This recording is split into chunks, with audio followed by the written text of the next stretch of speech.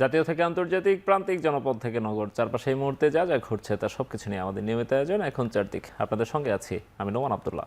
নির্বাচনী প্রচারণায় ভোটারদের দ্বারে দ্বারে যাচ্ছেন বিভিন্ন দলের প্রার্থীরা, দিচ্ছেন নানা প্রতিশ্রুতি। ঢাকা 15 আসনের বিএনপি প্রার্থী শফিকুল ইসলাম মিল্টনের প্রচারণার খবর জানাতে যুক্ত হচ্ছেন সহকর্মী সাজিদ আরাফাত। সাজিদ, এই আসনের নির্বাচনী প্রচারণায় কি কি প্রতিশ্রুতি দিচ্ছেন প্রার্থীরা, জানাবেন।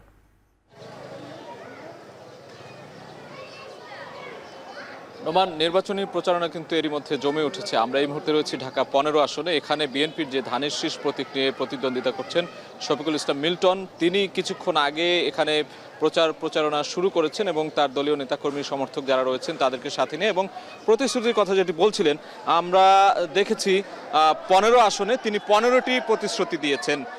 ক্লিন ঢাকা গঠন কিংবা এইখানকার যে নানা রকম সমস্যা রয়েছে, জলাবদ্ধতা থেকে শুরু করে তারপরে এখানকার যে নারীদের কর্মসংস্থান কিংবা বেকারত্ব দূরীকরণ থেকে শুরু করে মাদক নিয়ন্ত্রণ কিংবা অন্যান্য যে রাস্তাঘাটের সমস্যা, সব কিছু মিলিয়েই 15 আসনে 15টি তারা প্রতিশ্রুতি দিয়েছে। সেই প্রতিশ্রুতির অংশ অনুযায়ী তারা যেটি বলছে, এখানকার প্রার্থী আপনি দেখতেই পাচ্ছেন তিনি এই মুহূর্তে প্রচারণা চালাচ্ছেন তার এলাকায় নেতাকর্মীদের সাথে, এবং তিনি যেটি বলছিলেন প্রতিশ্রুতিগুলো বাস্তবায়ন করার যে প্রক্রিয়া সেটি নির্বাচিত হলে ঢাকা 15 আসনকে একটি আধুনিক এবং ক্লিন আসন হিসেবে গড়ে তুলবেন তার এলাকাতে, এবং অনেক ধরনের প্রতিশ্রুতি তিনি দিচ্ছেন। এবং আমরা দেখছি যে তিনি ভোটারদের দুয়ারে দুয়ারে যাচ্ছেন, ভোট প্রার্থনা করছেন, এবং এখন একটি মিছিল হচ্ছে। তার দলীয় নেতাকর্মী যারা রয়েছে এখানে তা সবাই মিলে কিন্তু মিছিল করছেন।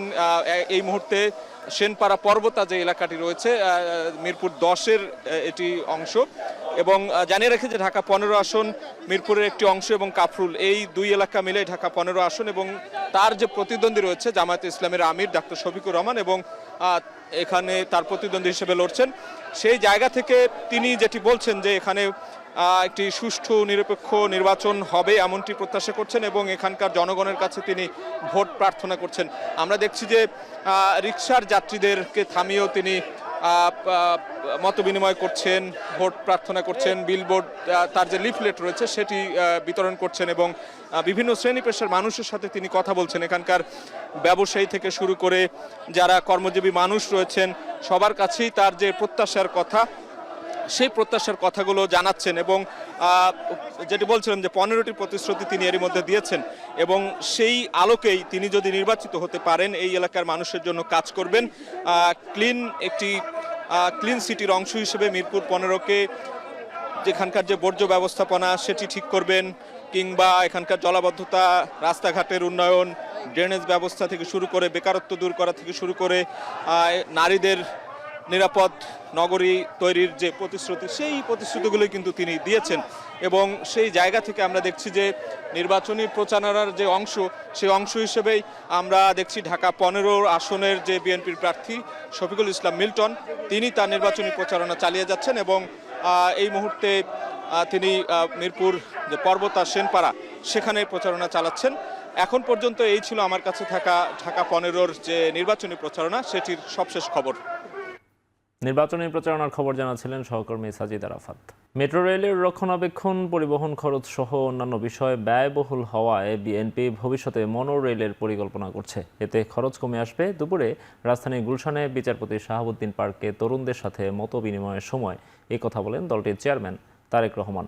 Meet and greet with Tarique Rahman নামের এই মত বিনিময়ে বিএনপি চেয়ারম্যান তার দেশ গড়ার ভাবনা তরুণদের সামনে তুলে ধরেন। বলেন, বেকারত্ব কমাতে ক্ষুদ্র ঋণের পাশাপাশি জনশক্তি রপ্তানিতে সঠিক প্রশিক্ষণের ব্যবস্থা করা হবে।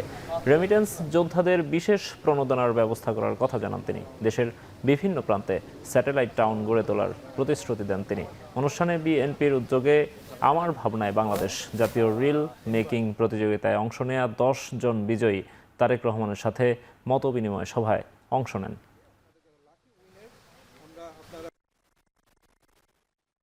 আমাদেরকে আমাদের জিনিসগুলোকে সাজাতে হবে। হয়নি, আমরা দেখেছি অতীতে অনেক জিনিস হওয়া উচিত ছিল, হয়নি। আমরা ইনশাল্লাহ সামনে করবো, আমাদের সুযোগের সামনে হতাশ হলে চলবে না, আশা রাখতে হবে। পানি ফিল্টার করতে কয়েকটা স্তর লাগবে, আমাদের ওই স্তরগুলো পার হতে হবে। আমরা হুট করে এখানে জাম দিতে পারবো, অতটুকু জায়গায় আমরা জাম দিতে পারবো, আমাদের কাছে গিয়ে থাকতে হবে। তো এই স্টেজটা আমাদের পার হতে হবে। আমরা পিছিয়ে গিয়েছি, বাট আমরা যদি প্ল্যান করে কাজ করি ইনশাল্লাহ আমরা ধরে ফেলতে পারবো।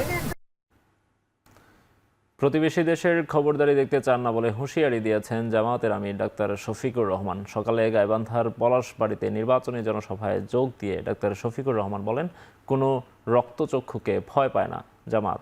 সকালে গাইবান্ধার পলাশবাড়িতে নির্বাচনী জনসভায় যোগ দিয়ে ডাক্তার শফিকুর রহমান আরও বলেন, চাঁদাবাজদের হাতে কাজ তুলে দিবে জামাত, সম্মানের সাথে বসবাস করার সুযোগ করে দেয়া হবে।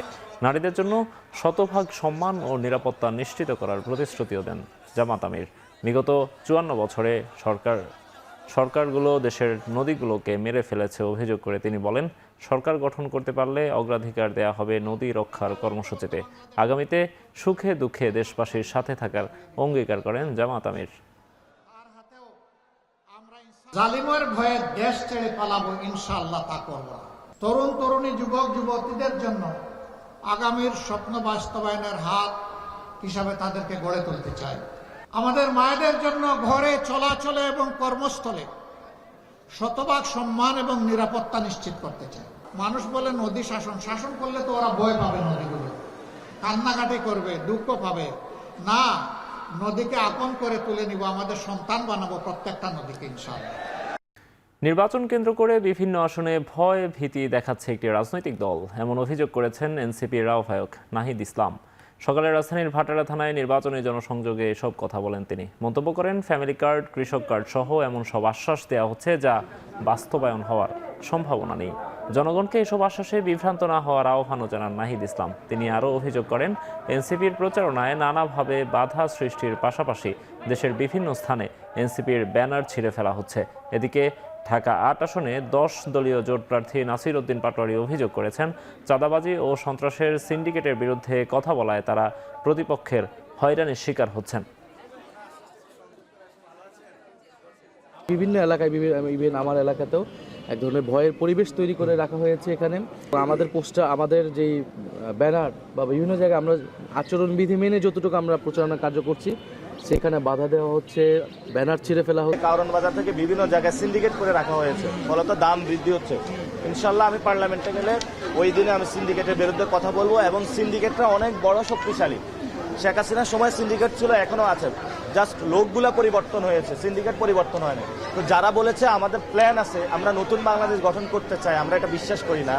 কারণ বাস্তবে তাদের কোনো প্ল্যান নাই, বাস্তবে তারা পরিবর্তন চায় না, বরঞ্চ তারা মানুষের সাথে ফ্যামিলি কার্ড, কৃষি কার্ডের নামে প্রতারণা করছে। নির্বাচনী প্রচারণা জমে উঠেছে গাজীপুরের বিভিন্ন আসনে। গাজীপুর 4 আসনের নির্বাচনী প্রচারণার সবশেষ খবর জানাতে যুক্ত হচ্ছেন সহকর্মী হাসান আল মাহমুদ। হাসান, ভোটারদের মন জয়ে কি প্রতিশ্রুতি দিচ্ছেন প্রার্থীরা? প্রচারণায় কোনো নতুনত্ব চোখে পড়েছে কিনা জানাবেন। নোমান, ধন্যবাদ আপনাকে। আমরা এই মুহূর্তে আছি গাজীপুর 4 আসন, যেটি কাপাসিয়া উপজেলায়। সেখানে এখানকার 11টি ইউনিয়নের বারিশাব একটি ইউনিয়ন আছে, সেই ইউনিয়নের একদম প্রত্যন্ত অঞ্চলে আমরা এসেছি। সেখানে দেখেছি যে সকাল থেকে আসলে বিভিন্ন দলের প্রার্থীরা প্রচারণা চালাচ্ছেন। বিশেষ করে আমরা এই মুহূর্তে আছি যেটি জামাত ইসলামের প্রার্থী সালাউদ্দিন আইয়ুবী, তিনিও কিন্তু প্রচারণা চালাচ্ছিলেন সকাল থেকে বিভিন্ন প্রান্তে। এবং এখানকার বিএনপির যে প্রার্থী প্রয়াত হান্নান শাহর ছেলে, তিনিও কিন্তু এই আসনে একজন প্রার্থী, এবং তারা প্রত্যেকেই কিন্তু আসলে প্রতিশ্রুতি দিচ্ছেন। বিশেষ করে যেহেতু প্রত্যন্ত এলাকা, সেখানে কিন্তু যারা তরুণ ভোটার রয়েছে তাদের কিন্তু কর্মসংস্থানের যে বড় অভাব রয়েছে, সেই কর্মসংস্থান পূরণের চেষ্টা করবেন বলে এখানকার যে প্রার্থীরা তারা কিন্তু সেই প্রতিশ্রুতি দিচ্ছেন। একই সাথে যেহেতু এখানে সরকারিভাবে আসলে কোনো মাঠ নাই তরুণদের, সেই মাঠের প্রতিও কিন্তু তারা এখানে জোর দিচ্ছেন প্রার্থীরা, যে তারা প্রতিশ্রুতি দিচ্ছেন যে প্রতিটি ইউনিয়ন পরিষদে তারা একটি করে মাঠ দিবেন। এবং একই সাথে এবং তাদের যে কর্মসংস্থানের বিষয়গুলো কিন্তু সবচেয়ে বেশি গুরুত্ব দিচ্ছেন, এবং তরুণদের এই কর্মসংস্থান তৈরি করতে ফ্রিল্যান্সিং সহ অন্যান্য যেসব কারিগরি প্রশিক্ষণ, সেগুলোর ব্যাপারে তারা প্রতিশ্রুতি দিচ্ছেন। এবং এই প্রতিশ্রুতিতে আসলে ভোটাররা কতটুকু আকৃষ্ট হচ্ছে সেটি হয়তো 12 তারিখে বোঝা যাবে। তবে এখন কিন্তু ভোটের যে প্রচারণা, সেটি কিন্তু অনেকটাই জমে উঠেছে, এটা কিন্তু বলা যায়। তো এই ছিল আমার কাছে এখান থেকে সবশেষ। নোমান। গাজীপুরের নির্বাচনী প্রচারণার খবর জানাচ্ছিলেন সহকর্মী হাসান আল মাহমুদ। সিরাজগঞ্জ 5 আসনের উল্লাপাড়ায় নির্বাচনী জনসভায় কথা বলছেন জামাতের আমির ডাক্তার শফিকুর রহমান। চলে যাচ্ছি সেখানে। রাজপুতের মতো চেহারা, সেই যুবকের 2টা চোখ গুলিবিদ্ধ করে তাকে শেষ করে দেওয়া হয়েছে। আর জীবনে সে দুনিয়ার সুখ সৌন্দর্য দেখবে না। এরকম কেউ চোখ হারিয়ে, কে পা হারিয়ে, কে হাত হারিয়ে, কেউ আবার মেরুদণ্ডে আঘাত পেয়ে প্যারালাইজড হয়ে জীবনের তরে পঙ্গু হয়ে আছে 5,000। আমাদের থেকে কিডন্যাপ করে তুলে নিয়ে আয়নাগরে বন্দি রাখা হয়েছিল, এই সংখ্যাটা 750। এর মধ্যে বেশিরভাগ আল্লাহর মেহেরবাড়িতে ফিরে এসেছেন, কিন্তু এখন পর্যন্ত 8 জনকে আমরা ফিরে পাইনি। তাদের মায়েরা খুঁজছেন, আমার সন্তানটা কি বেঁচে আছে? যদি বেঁচে না থাকে আমার সন্তানের কবরটা কোথায়, আমাকে দেখিয়ে দাও। এই মাকে সান্ত্বনা দেওয়ার কোন ভাষা আমাদের নেই।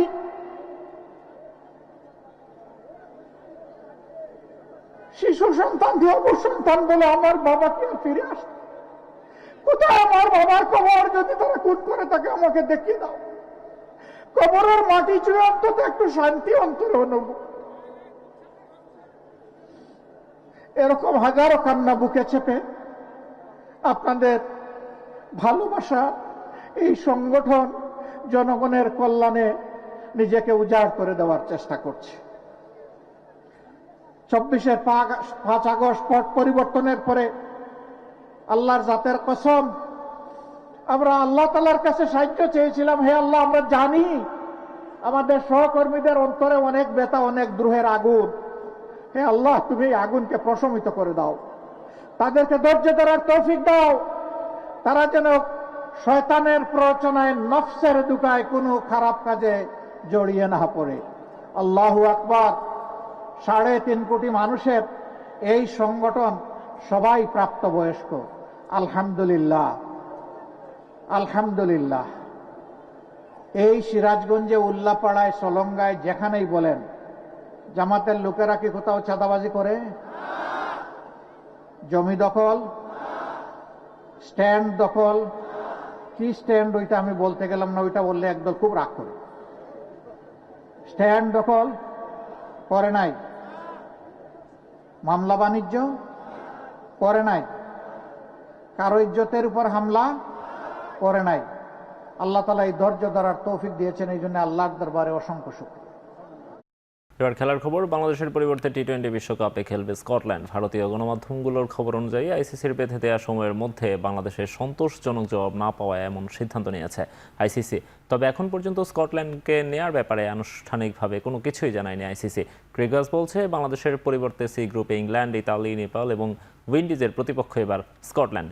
এর আগে আইপিএল থেকে মুস্তাফিজুর রহমানকে বাদ দেয়ায় নিরাপত্তা শঙ্কার কারণে ভারতে বিশ্বকাপ খেলতে অস্বীকৃতি জানায় বিসিবি। দেশের পরিবর্তে শ্রীলঙ্কায় খেলার ইচ্ছের কথা জানালেও তাতে সাড়া দেয়নি আইসিসি। এ নিয়ে গেল কয়েক সপ্তাহ ধরে দফায় দফায় সংস্থাটির সঙ্গে বিসিবির বৈঠকেও আসেনি কোনো সমাধান। শেষ করছি এখন চারদিক। এখন টেলিভিশন ওয়েবসাইটে দেখতে ভিজিট করুন www.ekhon.tv। এছাড়া টেলিভিশন ফেসবুকে দেখতে ভিজিট করুন facebook.com/tv.ekhon। ইউটিউবে দেখুন youtube.com/c/ekhon tv।